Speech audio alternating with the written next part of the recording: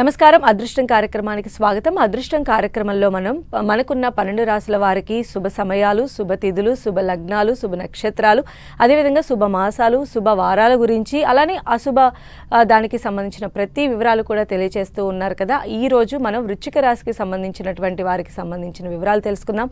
మనతో పాటు ఉన్నారు ప్రముఖ జ్యోతిష్యులు వీరాపురం సుబ్రహ్మణ్య స్వామి గారు. మరి వారిని అడిగే మరిన్ని వివరాలు తెలుసుకుందాం. నమస్కారం అండి. శుభాశీస్సులండి. గురువు గారు, ఈ రోజు వృశ్చిక రాశి వారికి ఎలా ఉండబోతోంది? వారికి కలిసి వచ్చేటువంటి రోజులేంటి, కలిసి రాని రోజులేంటి తెలియచేయండి. అలాగేనండి, మీరు అడిగినట్టుగా మనము ఈ వృశ్చిక రాశి వారికి ఏ మాసం కలిసి వచ్చేటువంటి మాసం, ఏ మాసం కలిసి రానేవి, అలాగే ప్రతిదీ కూడా శుభతిథులు, అశుభతిథులు, శుభమాసము, అశుభమాసం అనేది తెలుసుకుందాం. మనకు వృశ్చిక రాశి వారు అనేటప్పటికీ విశాఖ నక్షత్రం 4వ పాదంలో పుట్టినటువంటి వాళ్ళందరూ కూడా వృశ్చిక రాశిలో జన్మించిన వాళ్ళే. అలాగే అనురాధ నక్షత్రము 4 పాదాలు అనగా నా, నీ, ను, నే అక్షరాల మీద అనగా ఉన్నటువంటి వాళ్ళు. అంటే ఈ నక్షత్రానికి 4 పాదాలు కూడా ఈ 4 అక్షరాలు అన్నమాట. అలాగే ఈ 4 అక్షరాలు కలిపితే అనురాధ నక్షత్రం వృశ్చిక రాశి. అలాగే జ్యేష్ఠ నక్షత్రం, ఈ జ్యేష్ఠ నక్షత్రం 4 పాదాల్లో వచ్చేసి ని, యా, అలాగే యు, యో, ఈ అక్షరాల మీద 4 పాదాలు, అంటే 4 అక్షరాలే 4 పాదాలు. ఇవి వచ్చేసి కూడా వృశ్చిక రాశి. ఇక్కడ విశాఖ నక్షత్రం, అనురాధ నక్షత్రం, జ్యేష్ఠ నక్షత్రం కలుపుకొని వృశ్చిక రాశి అవుతుందన్నమాట. అలాగే ఈ వృశ్చిక రాశి వాళ్ళకి కలిసి రానటువంటి మాసం మనకు ముఖ్యంగా చెప్పాలి అంటే కొన్ని మాసాలు అనేటివి శుభమాసాలు, కొన్ని అశుభమాసాలు. అంటే కామన్గా పుష్యమాసం ఏంటంటే ముఖ్యమైన పనులు చేయరు ఎవరు కూడా.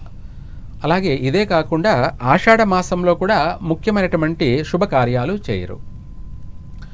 ఇవే కాకుండా మనకు భాద్రపద మాసం కూడా ముఖ్యమైన పనులు చేయరు. కానీ ఆశ్వేజ మాసం అనేది సర్వ శుభకార్యాలకు నిలయమైనటువంటి మాసం ఆశ్వేజ మాసం. అంటే దసరా నెల, అలాగే దీపావళితో ఆశ్వేజ మాసం అయిపోతుంది. ఇక్కడ నవరాత్రులు, దసరా నెలలో నవరాత్రులు ప్రారంభమై దీపావళి అమావాస్యతో ఆశ్వేజ మాసం ముగిసిపోతుంది. ఈ మాసము ఈ వృశ్చిక రాశి వారికి కలిసి రాదు. ఈ వృశ్చిక రాశిలో పుట్టినటువంటి వాళ్ళందరికీ కూడా ఆశ్వేజ మాసం ఘాతు మాసము.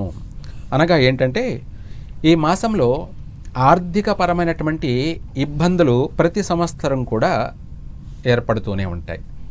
ఈ మాసం వచ్చిందంటే ఆర్థిక పరంగా ఇబ్బందులు ఎదుర్కోవడము, ఇంకా కూడా చెప్పాలంటే అప్పులు చేయడము అనే సమస్యలు ఎదురయ్యే అవకాశం ఎక్కువగా ఉంటాయి. లేదా కష్టపడినా కూడా ఫలితం అనేది దక్కదు.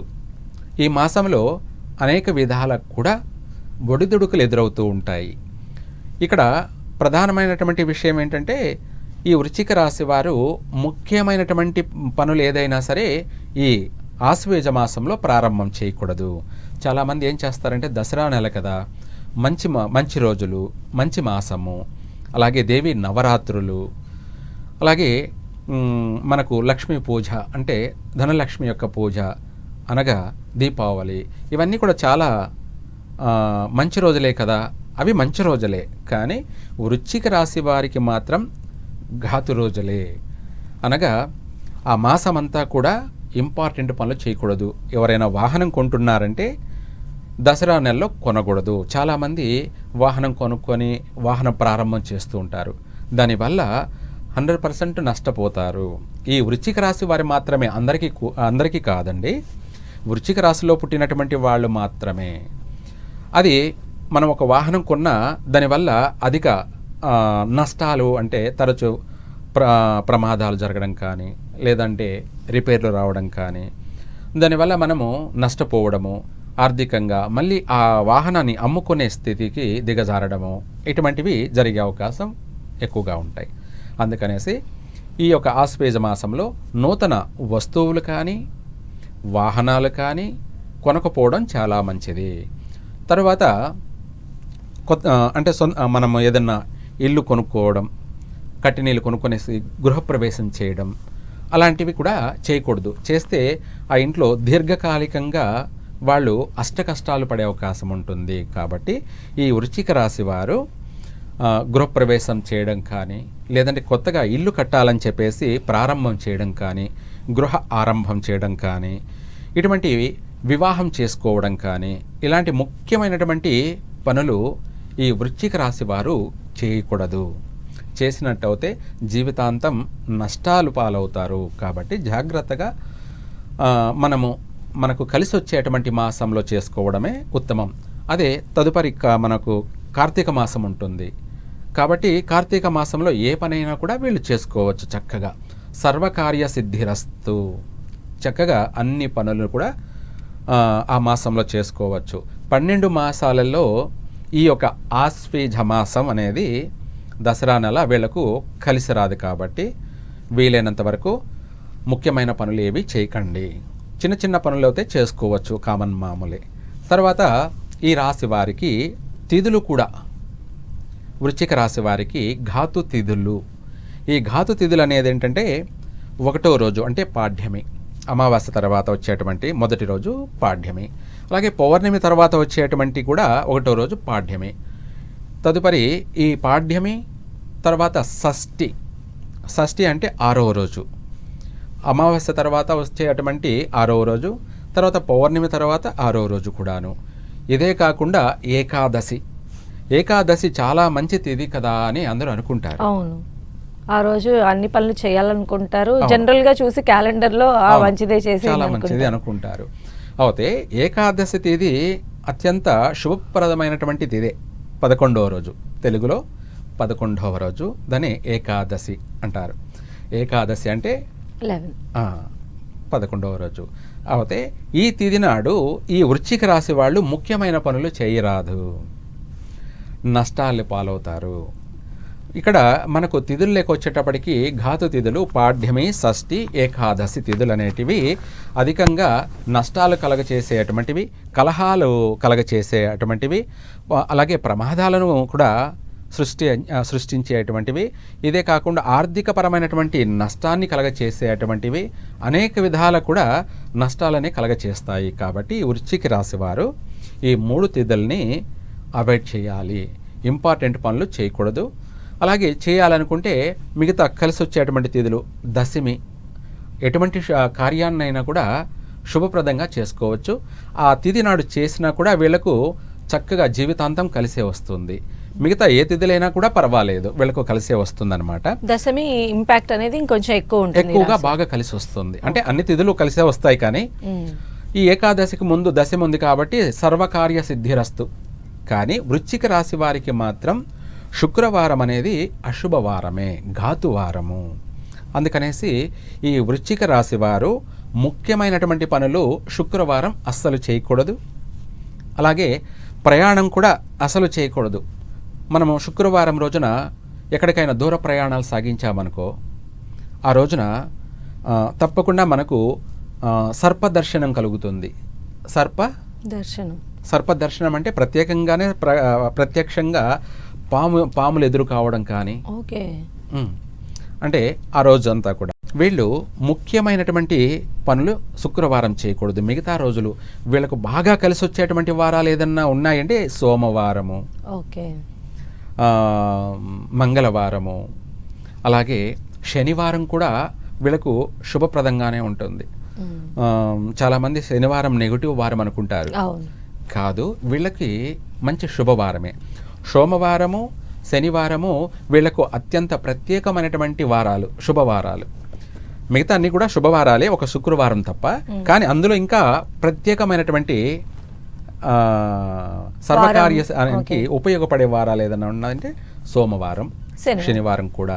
తర్వాత మనకు వారాలలో చెప్పుకున్నాం కదా. తదుపరి లగ్నం కూడా. లగ్నము అంటే శుభ సమయం, ముహూర్తం. ఈ వృశ్చిక రాశి వారు వృశ్చిక లగ్నంలో ముఖ్యమైన పనులు ఏవి కూడా చేయకూడదు. చాలా నష్టాలే జరిగిపోతాయి. ప్రతి పని కూడా మనము ప్రారంభించిన ప్రతిదీ కూడా మధ్యలోనే ఆగిపోతుంది. మధ్యలోనే నష్టాలు, అంటే మనం ఎన్ని కోట్లు ఖర్చు పెట్టి చేసినా మొత్తం మనం పెట్టిన పెట్టుబడి కాకుండా తిరిగి మనం అప్పు తీసుకొచ్చి పెట్టినా కూడా అది కర్పూర హారతిలాగా కరిగిపోతుంది. మొత్తం మనం చూసుకునేటప్పటికీ మనం లాస్లో, నష్టాల్లో ఉండిపోతాం. అంటే అప్పులకి వడ్డీ కట్టలేనటువంటి పరిస్థితికి ఇబ్బంది ఎదుర్కొనే అవకాశం ఉంటుంది. ఈ వృశ్చిక రాశి వారు ముఖ్యంగా వీళ్ళకు అశుభ సమయం ఏదన్నా ఉంది అంటే 12 శుభ సమయాలలో వృశ్చిక లగ్నం అనేది అత్యంత ఘాతు ముహూర్తము, ఘాతు టైము, అంటే బ్యాడ్ టైం. ఈ సమయంలో, ఈ ఒక నెగటివ్ సమయంలో చిన్న పనులు కానీ పెద్ద పనులు కానీ ఏదైనా సరే చేయకపోవడం మంచిది. మిగతా ముహూర్తాలలో ఎటువంటి పనైనా చేసుకోవచ్చు. వృశ్చిక లగ్నంలో మాత్రం వృశ్చిక రాశి వారు వృశ్చిక లగ్నంలో ఎటువంటి పని కూడా ప్రారంభం చేయకూడదు. అయితే ఇందులో మీ వృశ్చిక లగ్నం కాకుండా వీళ్ళకి ఇంకాస్త పాజిటివిటీ వచ్చేటువంటి లగ్నాలు ఏమైనా ఉంటాయి? ఇంకా మిగతావన్నీ కూడాను అన్ని కూడాను శుభ ముహూర్తాలే. ఇప్పుడు వృశ్చిక లగ్నానికి ముందు వెనక, వృశ్చిక లగ్నానికి ముందు ఏంటంటే తులా లగ్నం, వృశ్చిక లగ్నం తర్వాత ధనుష్ లగ్నం, ఇలాంటివి ఇవన్నీ కూడా వీళ్ళకు అత్యంత శుభ ముహూర్తాలు అన్నమాట. శుభ సమయాలు, శుభ ముహూర్తాలు. కాబట్టి మిగతా సమయాల్లో ఏ పనైనా కూడా ప్రారంభం చేసుకోవచ్చు వీళ్ళు.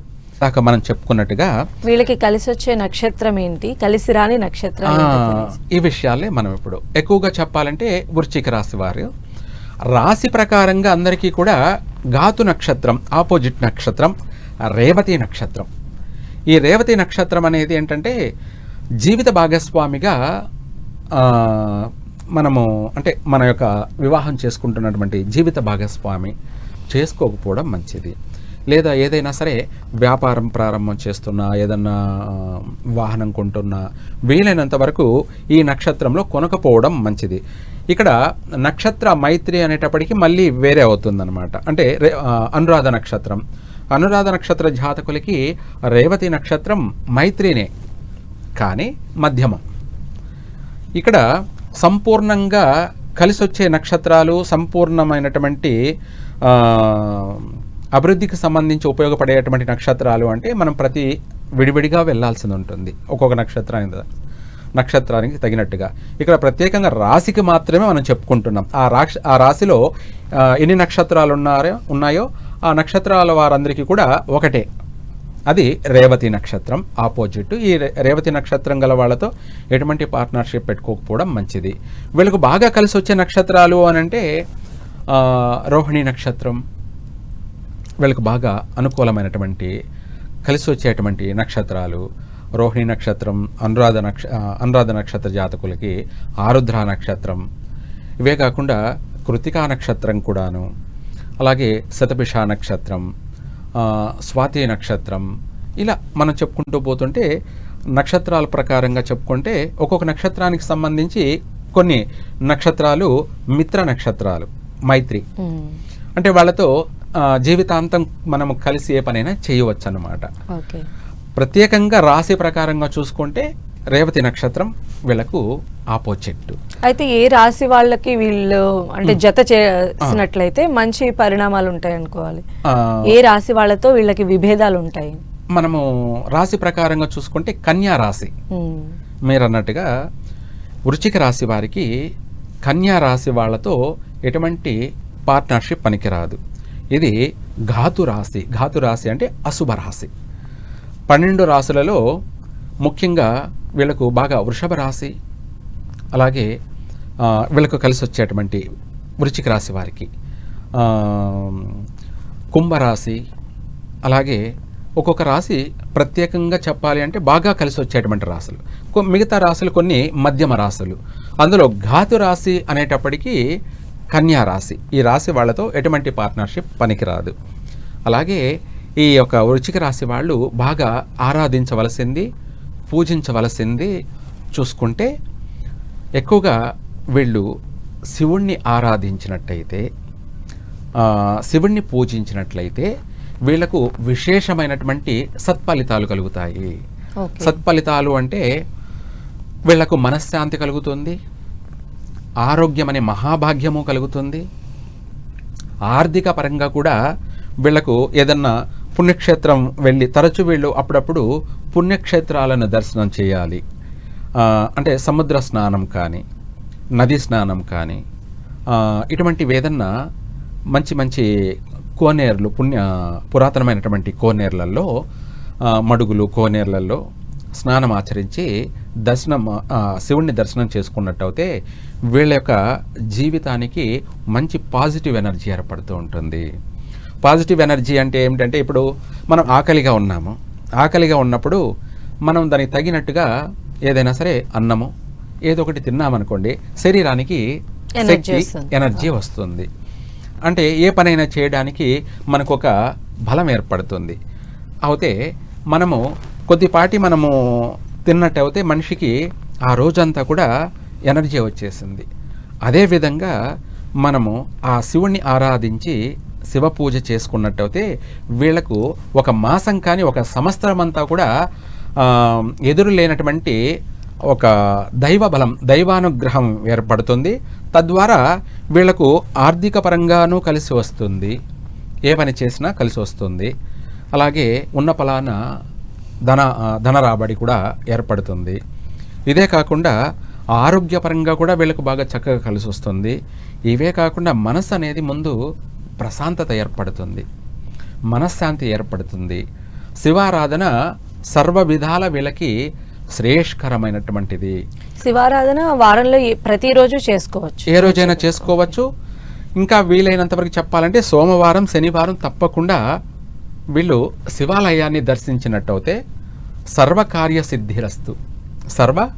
సర్వకార్య సిద్ధిరస్తు. ఏ పని అయినా కూడా వీళ్లకు అనుకున్న పని నెరవేరుతుంది. చక్కగా వీళ్ళ యొక్క రోమాంచితాలన్నీ కూడా నీలుకునే అంత శక్తిని ఆయన ప్రసాదిస్తాడు. అంటే ఆధ్యాత్మిక శక్తిని ప్రసాదిస్తాడు.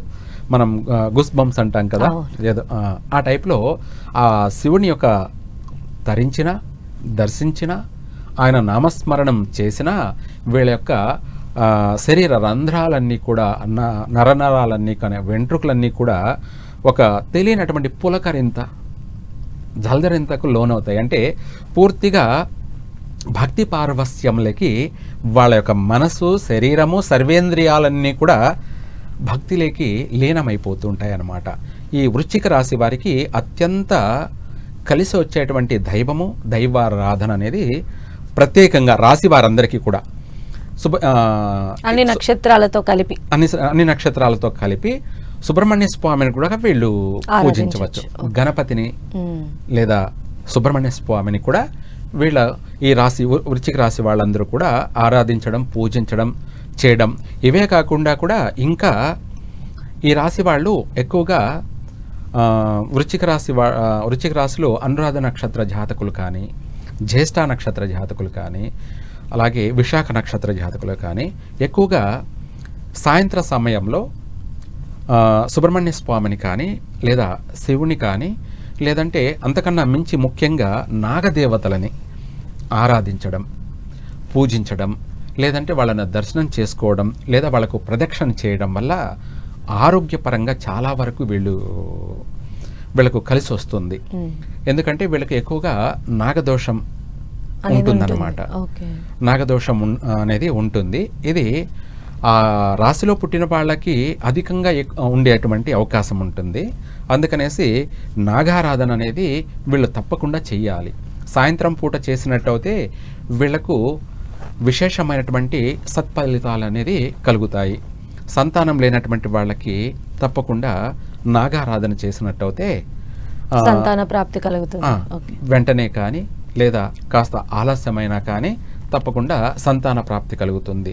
లేదు వీళ్ళు నాగారాధన చేయలేదనుకోండి, వాళ్ళకు కలగబోయేటువంటి సంతానము అనేది వాళ్ళు గర్భవతులైనా కూడా 3 నెలలకి లేదా 4 నెలలకి 5 నెలలకి అట్లా ఈ మాసాలలో గర్భస్రావం జరిగే అవకాశం ఉంటుంది. అంటే అబార్షన్ జరిగే అవకాశమే ఎక్కువగా ఉంటుంది. అనగా గర్భవతిగా ఉండగానే నష్టపోవడం అనేది కాదు, లేదంటే పిల్లలు పుట్టిన తర్వాత కూడా మళ్ళీ ఈ రాశి వాళ్ళకి ఎక్కువగా ఆ పుట్టే పిల్లలు అనారోగ్యంతో పుట్టే అవకాశము ఉంది, లేదంటే పుట్టినా కూడా మళ్ళీ గతించే అవకాశము ఉంది. కాబట్టి అందుకనేసి వీళ్ళు నాగారాధన ఎక్కువగా చేయడం వల్ల వీళ్ళకు మంచి సంతానం కలుగుతారు, చక్కగా ఆరోగ్యమైనటువంటి సంతానం కలుగుతారు. అలాగే వీళ్ళ కుటుంబానికి పేరు ప్రఖ్యాతలు, కీర్తి ప్రతిష్టలు తీసుకొచ్చేటువంటి మంచి సత్సంతాన ప్రాప్తి కలుగుతుంది. అభివృద్ధి పైనంగా కూడా అంటే విశేషమైనటువంటి ధనాన్ని ఆర్జించడం, సంపాదించడం, ఇంటికి, కుటుంబానికి, సంఘానికి, గ్రామానికి, అలాగే కులానికి పేరు ప్రఖ్యాతలను కూడా తీసుకొచ్చేటువంటి మంచి సంతానం కలిగేటువంటి అవకాశం ఎక్కువగా ఉంటుంది. అయితే గురువు గారు, ఈ రాశి వారు ఏ రత్నాన్ని ధరించాలో కొంచెం వివరిస్తారు? చాలా మంచి విషయం అడిగారు. ఈ రాశి వాళ్ళు ఎక్కువగా విశాఖ నక్షత్ర జాతకులు అయితేనేమో కనక పుష్య రాగాన్ని ధరించాలి.